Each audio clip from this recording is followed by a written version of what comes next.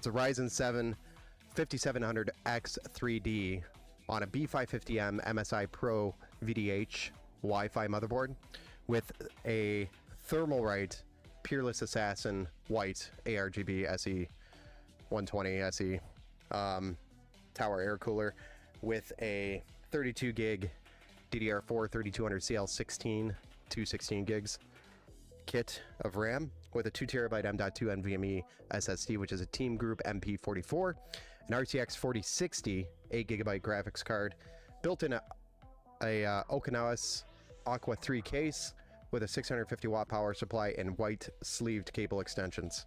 And then we added 2 additional 15mm fans at the bottom here. 15mm thickness, 120mm fans, which are PWM and addressable RGB. But in a nutshell, that is the build.